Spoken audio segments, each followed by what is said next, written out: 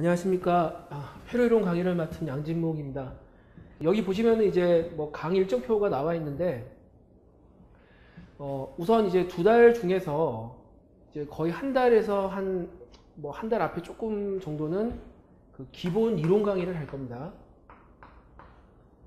그 다음에 나머지 한 3주 정도는 이제 실전 연습을 할 텐데, 이 실전 연습은 아마 간단하게 이제 모의고사를 좀 볼 거고요. 그다음 모의고사 보고 난 후에 이제 내용 정리하고 이제 관련 문제 풀이를 이제 진행을 할 겁니다. 그래서 지금 작년 같은 경우는 8월 20일 날 고려대학교에서 그 이제 편입학 시험 그 전공 필기 시험 범위를 8일 올려줬었는데, 올해는 조금 늦는 것 같아요. 그래서 저기 그 고려대학교 그 전기과에 문의를 해봤더니 조만간 발표를 한다고 하는데, 일단 뭐 전기과에 물어보니까 범위는 작년이랑 똑같은 것 같습니다. 그래서 회로이론 범위는 전부 다 들어가는 게 아니라 주로 이제 그 회로이론 과목은 거의 대부분 이제 1년 동안 배우는데 2학기 동안 배우죠. 그래서 1, 2로 나뉘어지는데, 그 고려대학교 같은 경우는 이 회로이론 1 위주로 진행을 하는 것 같습니다. 범위가. 그래서 여기에 들어가는 내용을 물어보니까 첫 번째가 연산 증폭기,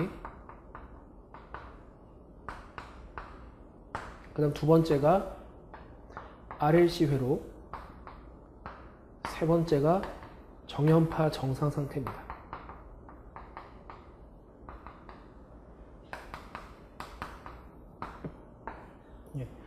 그래서 이제 작년 뭐 수업을 할 때는 일단은 뭐 여기 회로이론 2 부분까지도 전부 진행을 했었는데, 올해는 이제 여기 딱 그 전공 범위 맞춰가지고 이 부분까지만 강의를 하려고 합니다. 자, 그러면은 먼저 수업하기 전에 이 회로이론 1 부분에서 이제 다루고 있는 것들이 어떤 것들인지 간단하게 좀 그 개관을 해보고, 그 다음에 구체적으로 이제 진도를 나가도록 하겠습니다. 그래서 수업은 오늘 배부해드린 유인물로 쭉 진행을 할 거고요.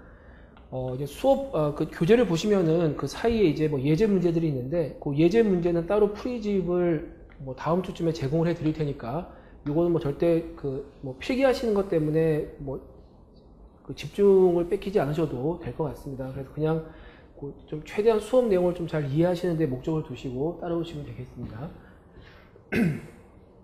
그리고 아마 이제 강의 진행하면서 이제 조금씩 그 숙제 문제 같은 것들을 배부해 드릴 텐데, 지금 고려대학교에서 쓰는 교재가 그 어윈이라고 하는 저자가 쓴 그 전교회로 교재를 쓰는데,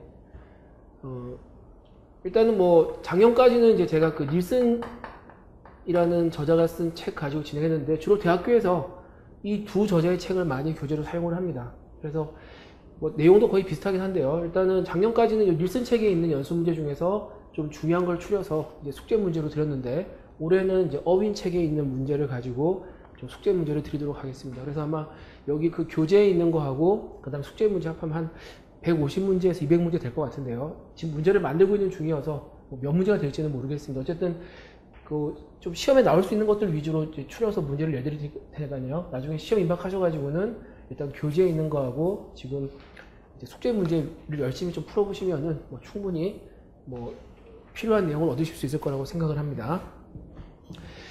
자, 먼저 지금 이제 회로이론 지금 기본 강의에서 다루려는 내용들을 좀 보겠습니다. 이제 고려대학교 그 이제 필기시험 범위 맞춰서 설명을 드리면요.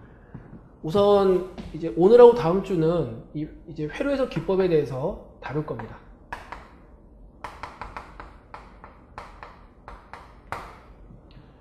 그래서 먼저 오늘은 이제 뭐 기본적으로 이제 전압, 전류, 전력이라는 게 뭐냐. 결국 회로라고 하는 것이 어떤 회로도가 주어졌을 때 어떤 뭐 회로의 어떤 소자에 걸리는 전압, 전류, 전력 같은 것들을 재는 뭐 해석할 수 있는 방법들이죠. 그걸 배우는 건데, 어떤 회로에서는 이 세 가지가 제일 중요합니다. 그래서 그걸 먼저 배우고요. 그 다음에 이제 그 회로이론에서 방정식을 쓸 때 가장 기본이 되는 공식이 이제 키르요프 법칙인데,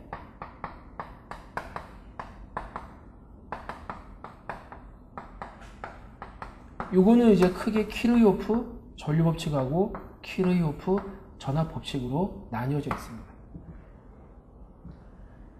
네, 그 다음에 이제 일반 물리에서 다루었던 이제 오음의 법칙, 이걸 다시 한번 좀 상세하게 다룰 겁니다. 그리고 이제 일반 물리에서는 그렇게 비중 있게 다루진 않는데요. 우리가 이제 전압 전류의 어떤 뭐 극성이나 방향을 정할 때 우리가 좀 기준적으로 잡는 방법이 있습니다. 어떤 그 기준이 있습니다. 그래서 그걸 이제 그 수동 부호 규정이라고 하는데,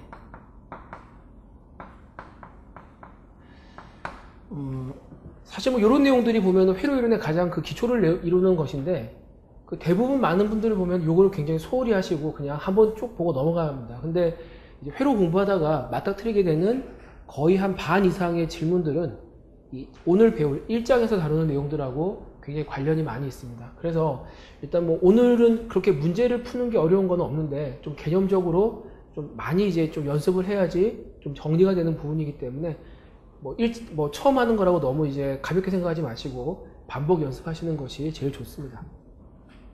그래서 일단 뭐 오음의 법칙 같은 거 배우고요. 그 다음에 이제 뭘 다룰 거냐면 일반 물리에서 배웠던 그 간단한 회로 해석 기법에 대해서 다룰 겁니다. 그래서 크게 네 가지가 있는데, 첫 번째가 직렬 연결과 전압 분배 법칙이 있고,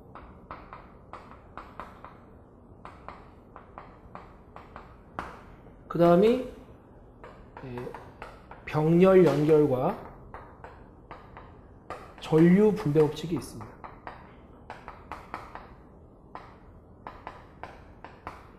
그 다음 세 번째가 이제 휘스톤 브릿지가 있습니다. 그래서 아마 이 세 가지는 이제 일반 분리에서 많이 다루던 내용이고요. 그 다음 네 번째가 이제 뭐냐면 아마 회로에서 아마 일반 분리와 조금 이제 일반 분리에서 다루지 않은 주제죠. 델타 Y 변환이라고 하는 것을 다루게 될 겁니다. 그래서 일단 뭐 요것들도 좀 잘 알아두시면 나중에 이제 회로를 해석할 때 뭐 그렇게 복잡한 방정식 세우지 않고도 그냥 쉽게 구할 수 있는 경우가 있습니다. 일단 이런 것들을 우리가 이제 기본 베이스로 이제 다루고요. 그 다음에 두 번째로 이제 다루는 거는 이제 여기 이제 회로 해석 기법이라고 나와 있는데, 이제 좀 뭐 고급이라고 하면 이상하지만 이제 표준 회로 해석 기법이라는 것이 있습니다.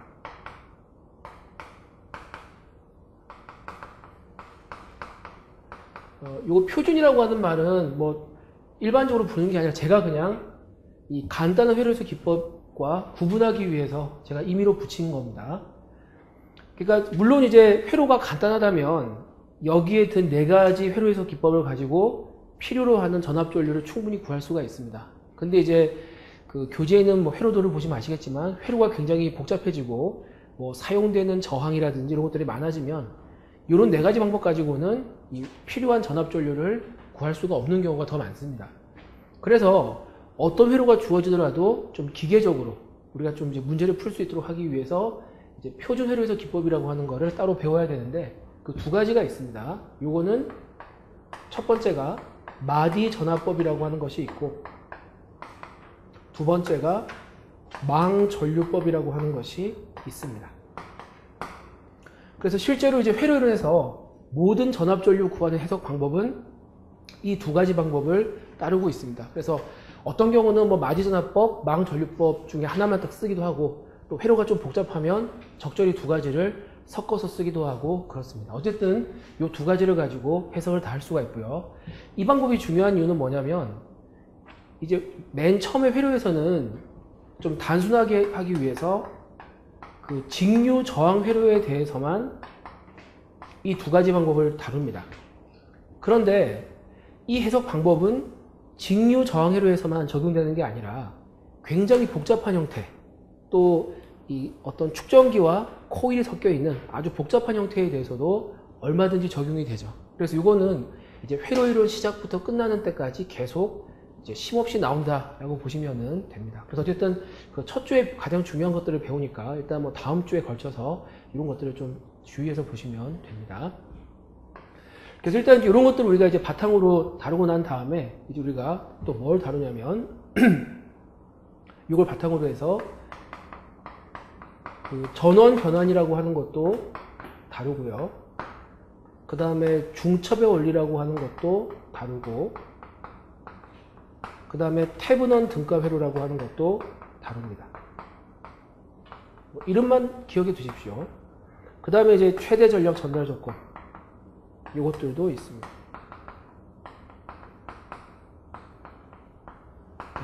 그래서 일단 뭐 이 두 가지를 바탕으로 해서 또 나머지 자질구레하게 또 네 가지 것도 있죠. 자질구레하지는 않습니다. 다 중요합니다. 특히 이제 태분원 등가회로하고 최대 전력 전달 조건 같은 거는 매번 빠지지 않고 시험에 나오는 주제이기 때문에 특히 이 두 가지는 이제 신경 써서 보시면 되겠습니다. 네, 그 다음에 이제 요것들을 좀 기본적인 것들을 좀 이제 다루고 나면 그 다음 뭐가 나오냐면 이제 연산 증폭기라는 것이 나옵니다. 이 연산 증폭기는 우리가 그 OPM프라고 부르는 것인데요. 이제 회로도를 보시면 이런 삼각형 모양의 이렇게 이제 뭐 전선이 나와 있는 이런 이제 구조가 되어 있습니다. 여기 이제 회로 설계할 때 매번 빠지지 않고 사용되는 소자인데 뭐 중요도가 굉장히 높습니다. 그래서 이제 회로도를 이제 뜯어보면 어떤 경우든지 웬만하면 다 이런 회로가 들어가 있죠. 그래서 일단 연산 증폭기 같은 경우는 이 회로가 갖고 있는 특징을 이용해서 우리가 전압전류 구하는 방법들을 이제 다룰 겁니다. 그래서 일단 연산 증폭기까지 마치면 이제 우리가 필요로 하는 내용들은 거의 다 봤고요. 이제 그 다음부터는 조금 이제 회로가 좀 복잡해집니다. 지금까지는 연산 증폭기까지는 이제 회로에 어떤 사용되는 전압원 전류원이 이 직류라는 것에 한정을 했었고, 또 회로에 사용되는 소자도 이 저항에만 국한을 시켜서 생각을 했는데, 이제 회로에는 뭐 저항만 있는 게 아니라 일단 우리가 L로 표시하는 코일도 존재를 하고 또 C로 표시하는 축전기도 존재를 하죠. 그래서 이 코일이나 축전기 같은 경우는 이 전압 전류식을 보면 이 코일의 경우에는 V는 L, dt분의 di가 되고, 축전기의 경우에는 전류 I는 C dt분의 dv가 되기 때문에 이 코일과 축전기가 존재하는 회로에는 이 회로 방정식을 세우면 미분 방정식이 나오게 됩니다.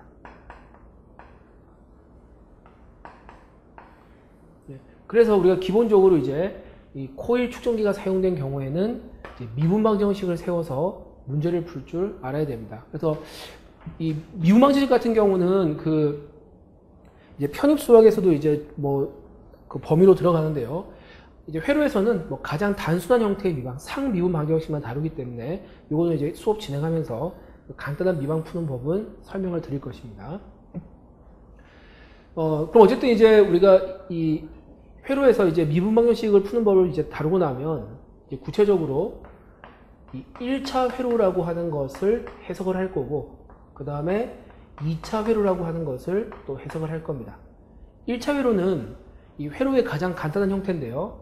요거는 그냥 인덕터와 저항으로만 회로가 구성되거나 이제 축전기와 저항으로만 구성된 회로, 요걸 이제 1차 회로라고 합니다. 그러니까 이 1차라고 하는 말은 이 회로 방정식을 세워보면 1차 미방이 얻어지기 때문에 1차 회로라고 부르고, 또 2차 회로의 경우에는 이 전압전류 구하기 위해서 방정식을 세워보면 2차 미방이 얻어지기 때문에 2차 회로라고 부릅니다. 그래서 2차 회로의 경우는 우리가 이 RLC 직렬 회로하고 이 RLC 병렬 회로가 가장 기본적인 타입인데, 뭐 최근에 회로 교재를 보면 다 이 두 가지에만 집중해서 다루는 것 같습니다. 물론 이제 이 직렬도 아니고 병렬도 아닌 형태가 훨씬 많지만 이제 회로에서는 일단 교재에서는 이 두 가지에 이제 초점을 맞춥니다. 그래서 일단 이제 여기까지는 이제 미분 방정식 이용해서 푸는 법을 알아두셔야 되고요. 그 다음에 이제 마지막으로 우리가 다뤄볼 주제가 뭐가 있냐면 이제 정연파 정상 상태라고 하는 것이 있습니다.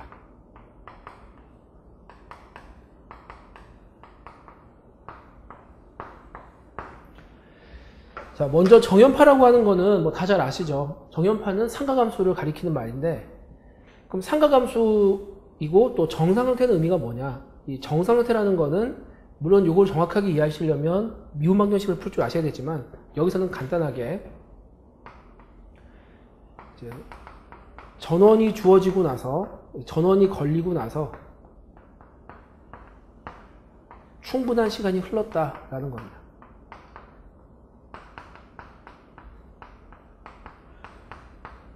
이런 의미가 있습니다. 그럼 그래서 어쩌라는 거냐? 전원을 걸어주고 충분한 시간이 흐르면 이 회로 내의 모든 전압 전류가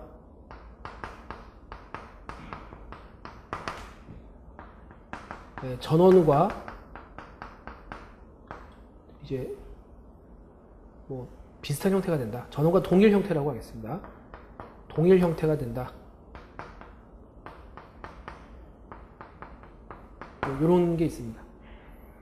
그럼 이제 정연파 정상태라는 말은 이 전압원이나 전류원에 상가감수 전원을 쭉 걸어주고 기다리는 거죠. 충분한 시간이 되도록 이제 기다립니다. 그럼 이제 회로된 모든 전압 전류가 이런 상가감수 형태가 된다는 거죠. 그걸 우리가 이제 정연파 정상태라고 부릅니다. 일단은 뭐 더 설명드리려면 이제 미분방정식이 필요하니까 그거는 그냥 생략을 하겠습니다.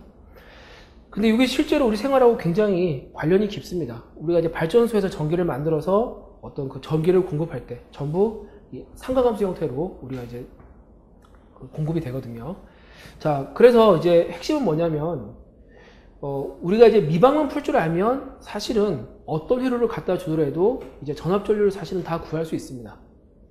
근데 나중에 이제 미방을 풀어보시면 아시겠지만 이 미방 푸는 과정이 굉장히 좀 복잡합니다. 좀 짜증도 많이 나고 사실 처음에 이제 이 미방 푸는 데서 많은 분들이 좀 되게 어려워하시죠. 그래서 좀 나랑 뭐 회로랑 안 맞다 이렇게 말씀하시는 경우도 있는데 그만큼 좀 이제 미분방정식 부분이 처음 배울 때는 조금 좀 뭐라 그러죠?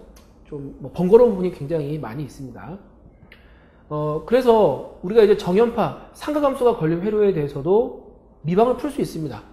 근데 이제 그때 미방 구하기가 굉장히 힘들기 때문에 이때는 우리가 미방을 풀지 말고 좀 다른 어떤 수학적 도구를 이용해서 전압 전류를 구해보자라는 겁니다. 그래서 미방을 푸는 대신에 우리가 어떤 도구를 이용할 수 있냐면 이 복소수를 도입을 합니다. 그래서 요런 이제 그 복소수를 뭐라고 하냐면 이제 페이저라고 하는데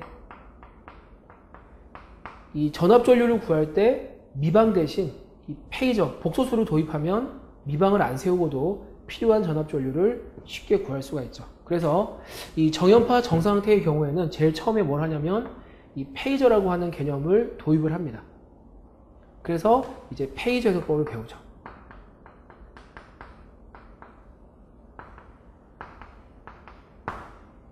그럼 이제 복소수 상태로 이제 그 전압 전류 구하는 것들을 연습을 합니다.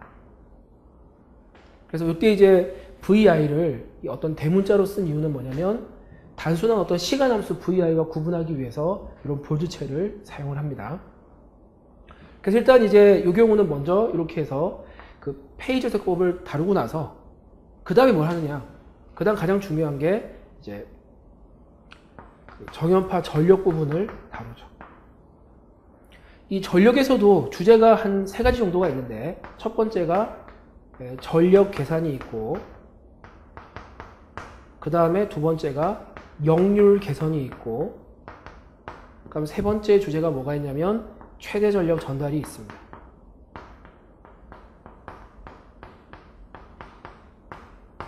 과연 어떤 소자의 최대 전력을 구하기 위해서 어떤 조건을 만족해야 되느냐 이런 것들이 있죠.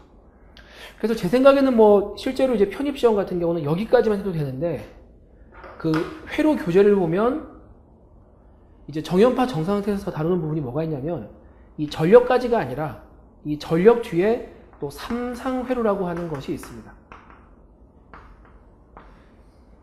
이게 이제 우리 실생활과 제일 밀접한 거죠. 그래서 예를 들어서 이제 전신주가 이렇게 있으면 이 전기줄이 3개가 있죠. 이렇게. 전기줄이 왜 3개냐? 이게 바로 삼상회로와 관련이 있는 겁니다. 그래서 이 부분을 제가 처음에 완전히 뭐 제외를 할까 했는데 그래도 이 정연파 정상태 범위이기 때문에 일단은 교재 범위에 넣었습니다. 근데 이거는 나중에 수업 진행하면서 조금 봐서 이제 좀 강약 조절해서 내용을 진행을 하도록 하겠습니다. 그 다음에 이제 정연파 정상태 뒤에 보면 또 뭐가 있냐면 이제 유도 결합 회로라고 하는 것이 있습니다. 유도 결합 회로는 그 교재에 따라서 이제 맨 처음에 이제 한 번에 다 그 소개하는 경우도 있고 일단은 이제 기본적인 해석 기법을 쭉 다 배우고 나서 제일 마지막에 다루는 경우도 있는데, 그 최근에 이제 회로 교재를 보면 그냥 처음부터 그냥 다 함께 다루는 경향이 있는 것 같습니다. 그래서 일단 혹시 몰라서 이제 유도결합 회로도 그냥 그 교재 범위에 넣었는데요. 자, 요거는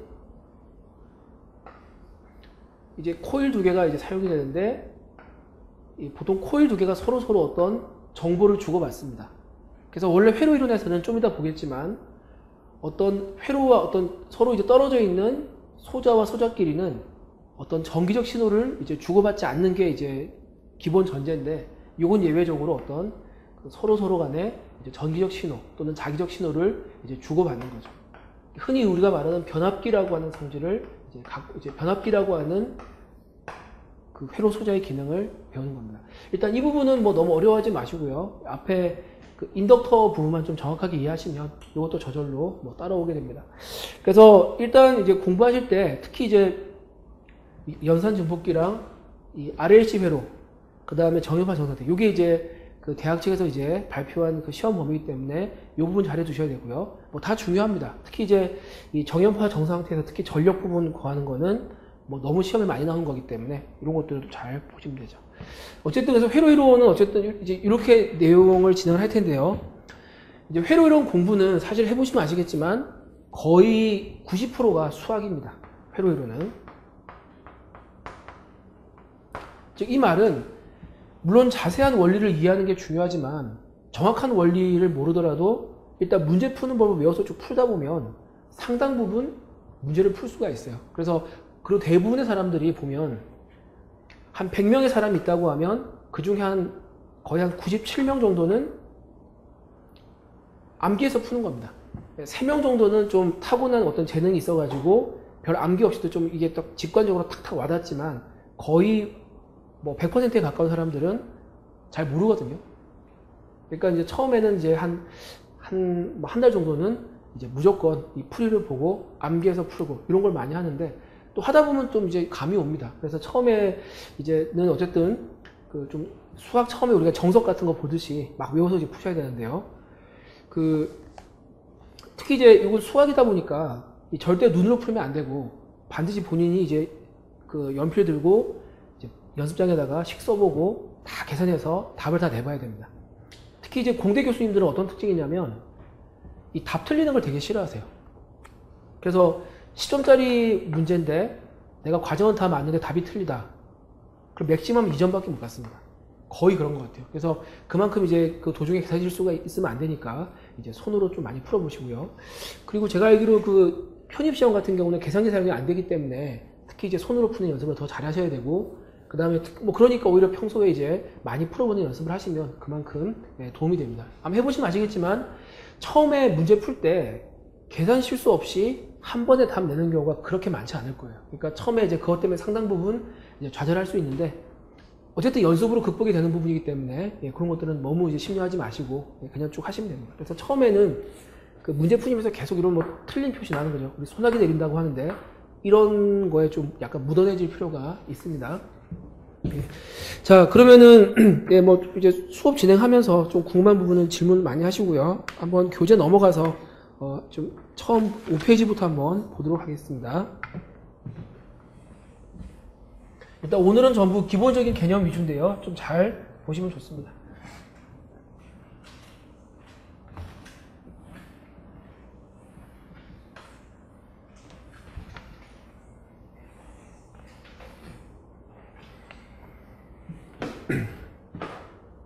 예. 자, 먼저 5페이지 보시면은 이제 회로 이론의 기본 가정입니다.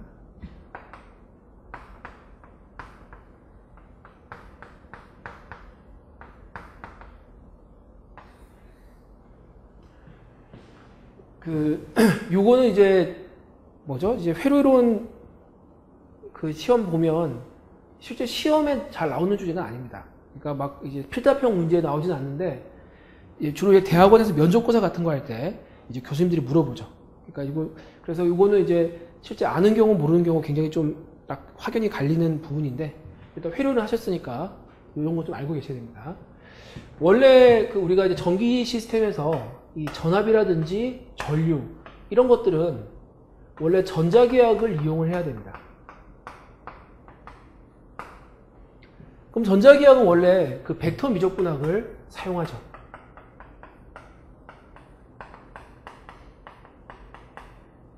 그래서 뭐 맥스웰 방정식 같은 거 있죠. 뭐 다이버전스 E, 그다음에 커 E, 다이버전스 P, 뭐 커 B 이런 식으로 요것들을 우리가 이제 씁니다.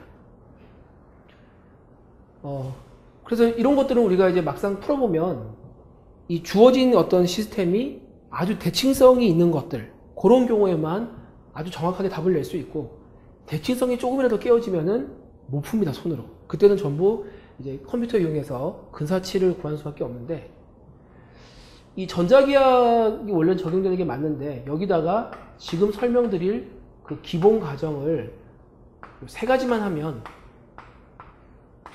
이 전자기학 영역이 이제 회로이론 영역으로 넘어갑니다.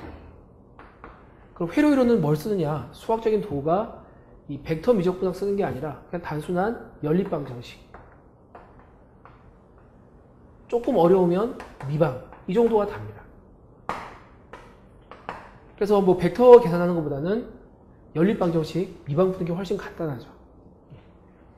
자, 그러면은 이제 이 전자기학 대신에 이제 회로이론이 적용될 수 있게 한 조건이 뭐냐? 그 세 가지가 있는데요.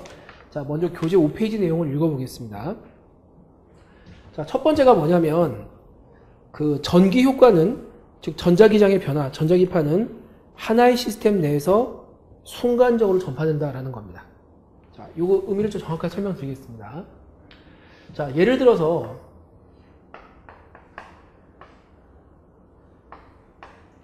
여기 24V 전화번호 있다고 하겠습니다.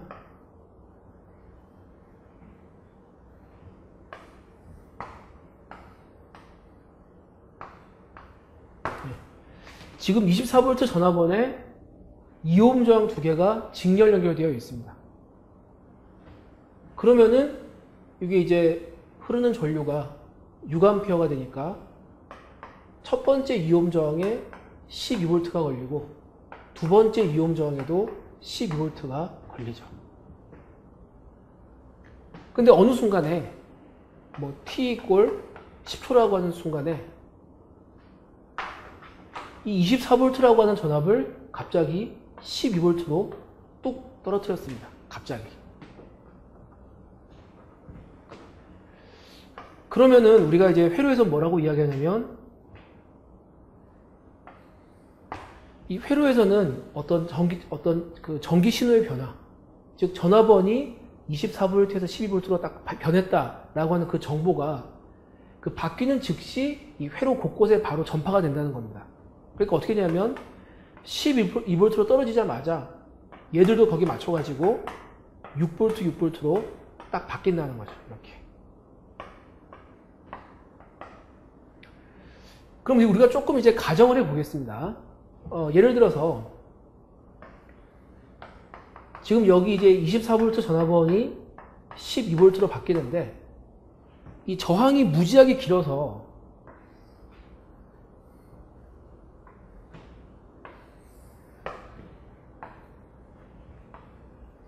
지금 이 전화번에서 여기 2옴 저항까지의 거리가 뭐 한 지구 반지름이라고 할까요?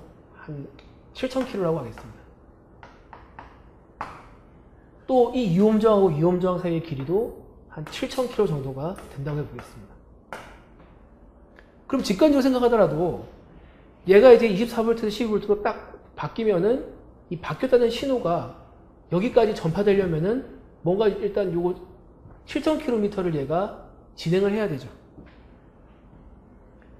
그럼 이제 그런 의미에서 보면 오히려 24V가 12V로 바뀌어도 바로 이제 2옴 저항이 12V에서 6V로 떨어지는 게 아니라 이 바뀌었다는 어떤 신호가 여기 도달을 해야지만 이 12V가 6V로 바뀐다라고 이야기를 할 수 있습니다. 그러니까 그게 이제 전기적 신호가 이제 전파되는 거죠.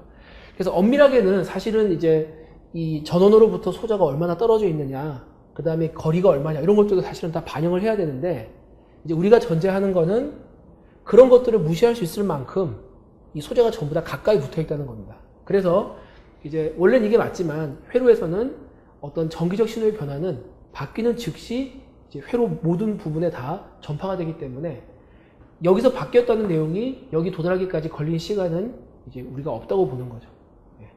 그래서 이제 이렇게 전제를 합니다. 자, 그러면은 요거를 이제 전자기파 이제 어떤 그 파동 방정식을 가지고 한번 이야기를 해 보겠습니다.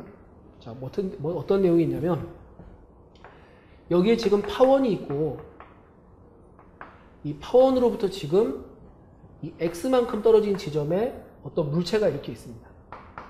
사람이 있다고 할까요? 네.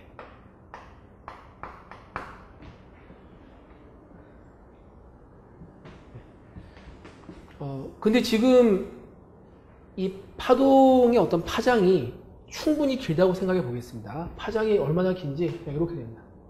한 파장이 이런 식으로 가는 거죠. 이 파장이 하나가 다 안 끝났습니다.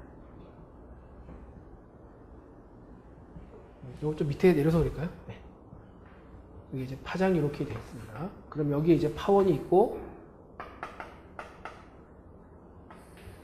여기 X만큼 떨어진 지점에 사람이 이렇게 있습니다.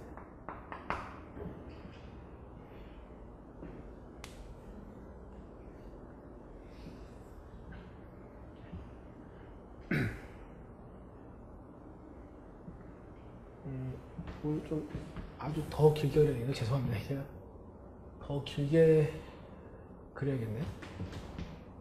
이거를 아예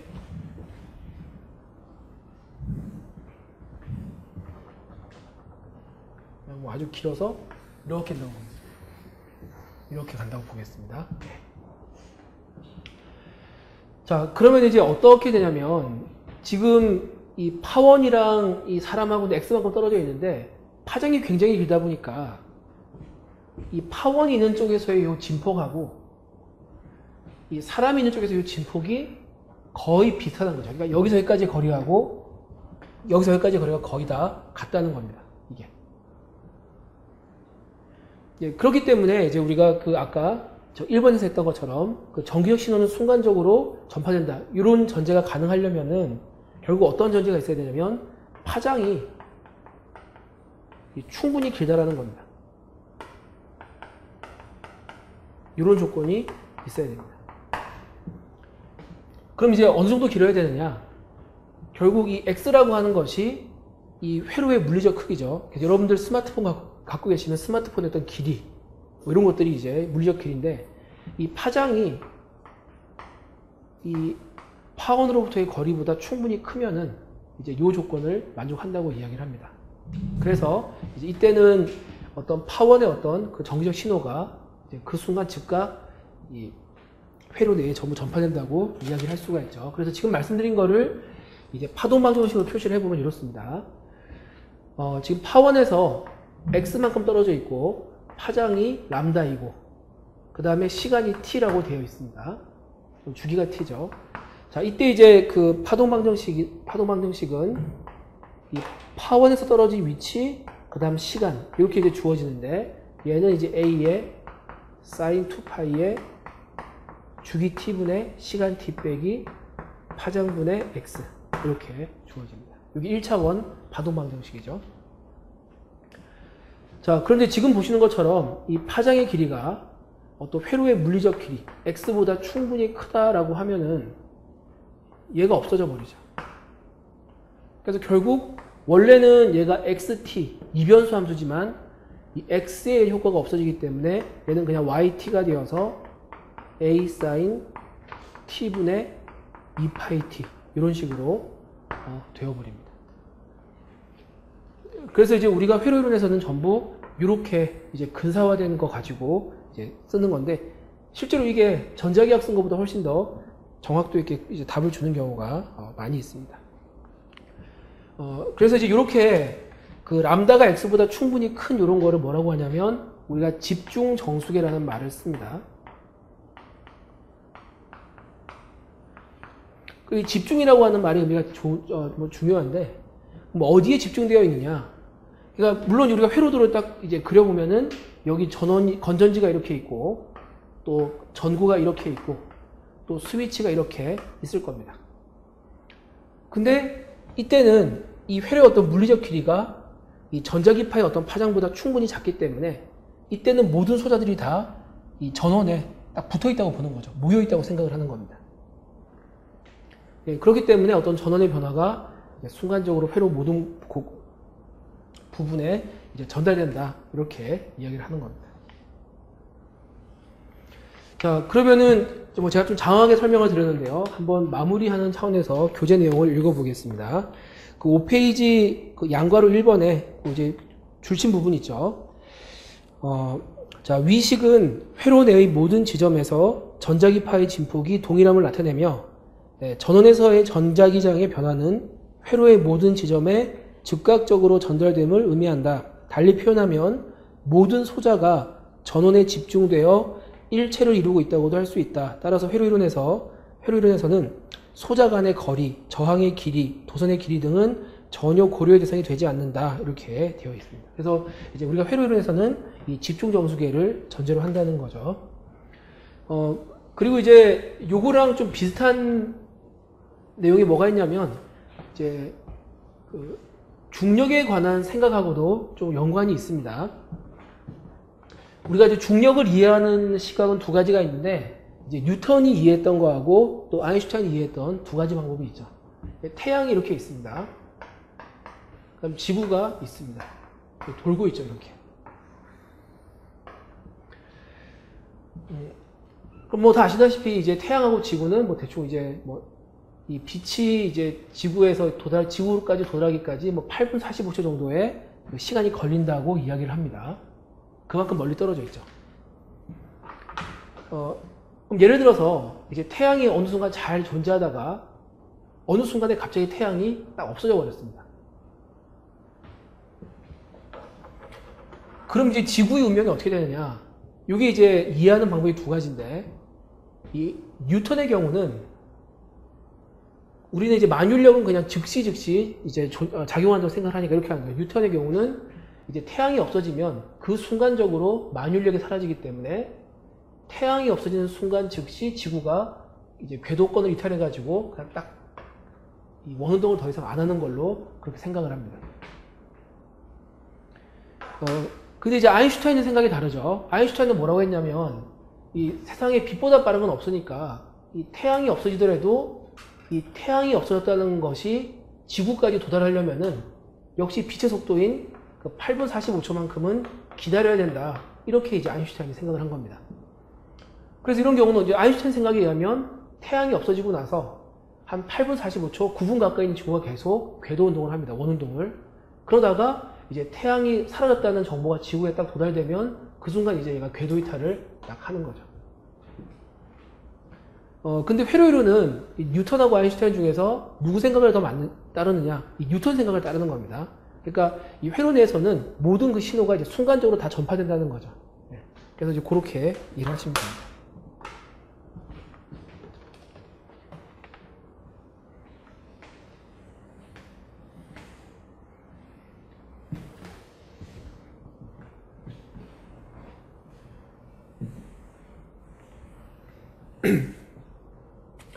자, 그 다음에 이제 두 번째 기본 가정은 뭐냐면, 이 시스템 내의 각 소자의 저장 전하량은 항상 0이다.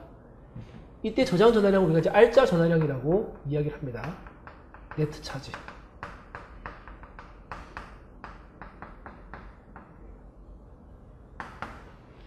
이거 항상 0이라고 합니다. 그럼 이제 요거는 뭐 그렇게 어려운 내용은 아닌데 보통 반론을 많이 제기하시죠. 그 내가 알기로는 축전기가 어떤 전하를 저장한다고 하는데 그럼 요거는 여기에 유리되는 게 아니냐 이렇게 질문하십니다. 그 축전기가 전하량을 저장하는 건 맞는데 축전기가 전하량을 저장하는 방식을 보면 이 말이 틀리지 않았습니다. 이 축전기를 보시면 구조가 이 금속판 두 개가 존재하는데 이 하나가 플러스 극판이고 하나가 마이너스 극판입니다. 그럼 우리가 어떤 축전기가 Q 쿨롬의 전하를 저장하고 있다. 이 말은 뭐냐면 이 플러스 극판에 플러스 Q 쿨롬이 모여 있고 마이너스 극판에 마이너스 Q 쿨롬이 모여 있는 상태. 즉 크기가 같고 극성이 다른 전하가 모여 있는 상태를 단순히 Q 쿨롬이 모여 있다라고 저장되어 있다고 이야기하죠. 따라서 이 축전기가 저장하고 있는 R자 전하량은 Q 빼기 Q에서 항상 0이 되어버립니다. 그래서 축전기 역시 여기 예외가 될 수가 없습니다. 그 다음에 이제 세 번째는 뭐냐면 이제 시스템 내의 각 소자들 간의 자기적 결합은 없다. 이 자기적 결합이 중요합니다.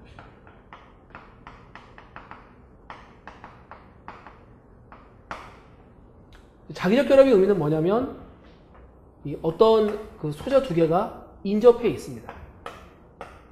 요 1번 소자, 2번 소자라고 하겠습니다. 그럼 1번 소자에 전류 I1이 흐르고 있고 2번 소자에 전류 I2가 흐르고 있습니다. 자, 그러면은 이제 일반 물리에서 많이 보시듯이 이 전류가 흐르면 이 전류 주위로 오른나사 법칙에 의해서 자기장이 이렇게 생기죠. 그럼 이제 이 1번 소자 주위로 자기장이 이렇게 생깁니다. 이렇게. 자기장이 여기까지 오겠죠. 그러면은 지금 이 1번, I1 전류에 의해서 발생한 자기장이 이 2번 소자를 지나죠. 그럼 일반적으로는 이 I1에 의해 발생한 자기장이 2번 소자에 영향을 미쳐가지고 결과적으로는 2번 소자의 전압이나 2번 소자의 전류까지 영향을 받습니다.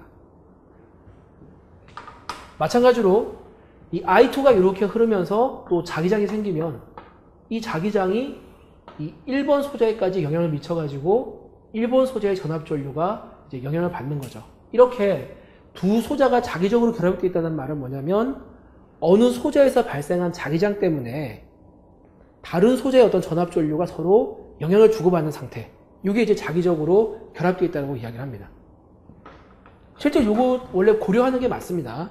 왜냐하면 자기장은 이제 쭉 공간에 다 퍼지기 때문에.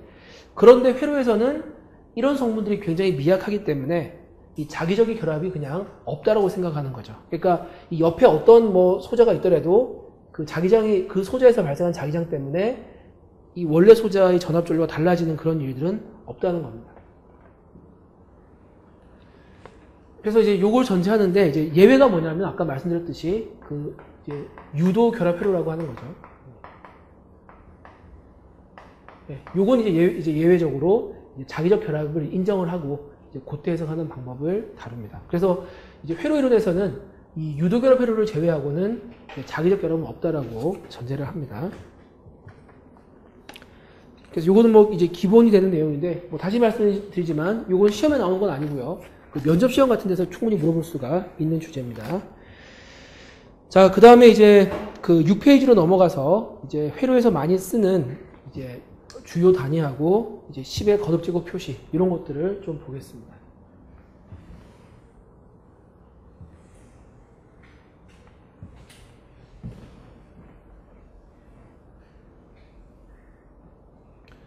자, 먼저 그 6페이지의 1번 주요 단위를 보시면 이제 회로에서 쓰는 쭉 단위가 나오는데 요건 뭐 다 보셨을 거니까 뭐 자세한 설명은 안 드리고요. 하나 말씀드리면 이 주요 단위 중에서 이 사람 이름에서 비롯된 것이 있습니다. 그래서 뭐 힘의 단위는 뉴턴, 전압의 단위는 볼트, 그 다음에 전류의 단위는 암페어, 뭐 뉴턴, 볼타, 앙페르 전부 사람 이름이죠. 단위를 쓸 때 사람 이름에서 비롯된 거는 전부 대문자를 써야 됩니다. 그래서 보통 잘못 쓰는 예가 뭐가 있냐면 이 주파수의 단위 헤르츠, 헤르츠도 사람이죠. 그렇기 때문에 우리가 첫 글자 대문자로 쓰고 이렇게 써야 맞는데 간혹 어떤 전공책들 보더라도 이거는 그냥 소문자로 쓰는 경우가 있는데 이거는 엄밀하게 말하면 올바른 표현이 아니죠. 대문자로 쓰는 게 맞습니다. 자, 그 다음에 이제 회로에서 그 10의 거듭제곱 이거 보겠습니다. 이거 외우셔야 되는데요. 최소한 회로에서는 이 메가, 킬로, 밀리, 마이크로, 나노, 피코. 요거 다 외우셔야 됩니다. 요거 이제 메가라고 하죠. 10의 6승. 킬로, 10의 3승, 밀리 10의 마이너스 3승, 마이크로 10의 마이너스 6승, 나노 10의 마이너스 9승, 피코 10의 마이너스 12승. 이렇게 되죠. 여기까지는 외우셔야 됩니다. 그래서 처음에 익숙하지 않을 때는 뭐 예를 들어서 10메가옴이다. 요걸 그냥 메가 빼버리고 그냥 구하시는 경우가 있는데 항상 요거는 10의 6승을 넣으셔가지고 10의 7승으로 계산하셔야 되겠죠. 요거 외우시면 됩니다. 자, 그 다음에 이제 7페이지로 넘어가서 그 전압, 전류, 전력의 정의 및 표현법 요거 보겠습니다. 이게 회로에서 가장 기본이 되는 것들이죠.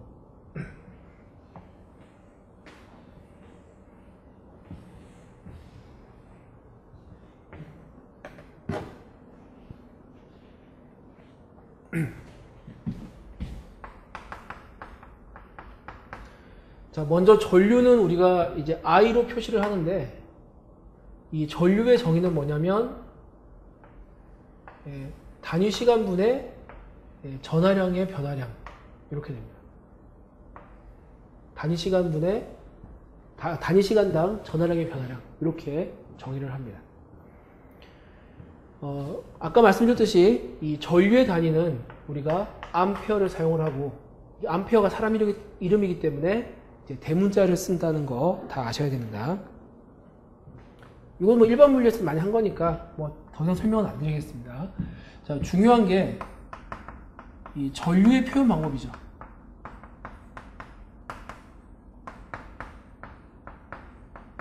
요거는 우리가 화살표를 이용합니다.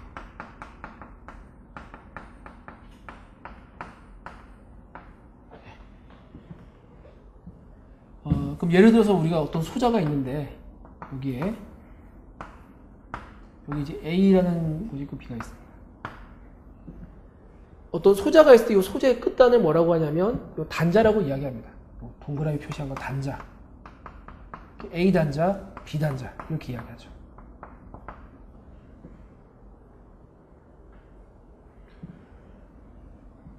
자, 그럼 여기서 우리가 어떤 전류가 A에서 B로 I 암페어가 흐른다. 자, 요건 어떻게 표시하냐면 그냥 여기 방향에 맞추어서 화살표를 그려줍니다. A에서 B로. 화살표 옆에 전류 표시해주면 되죠. 크기만큼. 아니면 뭐 여기다가 이제 I 써도 이렇게 괜찮습니다. 자, 그런데 이 전류의 표현 방법은 하나만 있는 게 아니라 두 가지가 존재하죠. 그래서 A에서 B로 I 암페어가 흐른다 이 표현이나 B에서 A로 마이너스 붙인 거 마이너스 I 암페어가 흐른다 이 말이 똑같습니다. 그래서 지금 이 예를 든 거를 보시면 이제 A에서 B로 I가 흐르는데 반대로 B에서 A로 마이너스 I가 흐른다 이렇게 하더라도 올바른 표현이라는 거죠.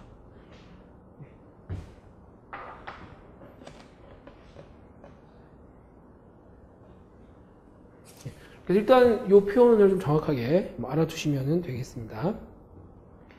예, 그러면은 한 10분 정도 쉬었다가 그 밑에 이제 전압 부분 보겠습니다. 잠깐 쉬었다 하겠습니다.